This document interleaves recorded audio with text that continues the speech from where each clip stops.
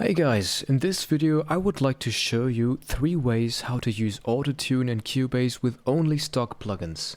Let's go! The first way would be to use a plugin called Pitch Correct,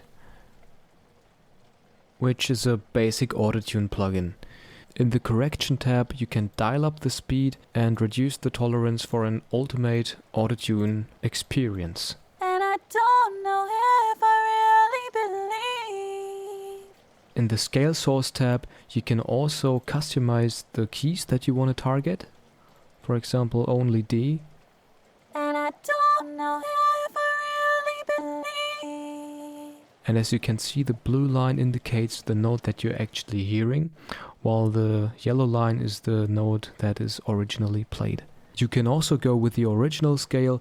In this example, the audio is in E minor, so we can go ahead and go to minor here and select E, and then it should sound more natural.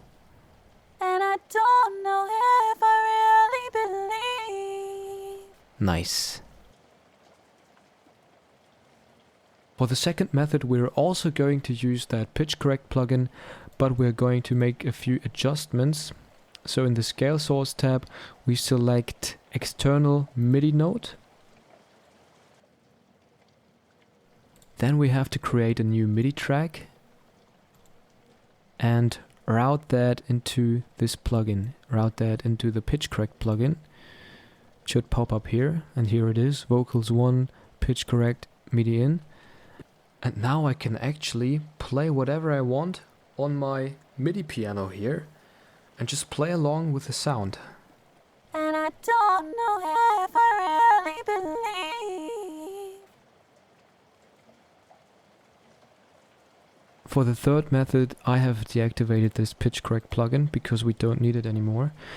Instead, we're going to make a double click here and select the Vari Audio tab or the Vari Audio function here on the left side and just press on Edit Vari Audio. Note that this feature is only available in Cubase Pro, so not in the Elements or the Artist version. Yeah.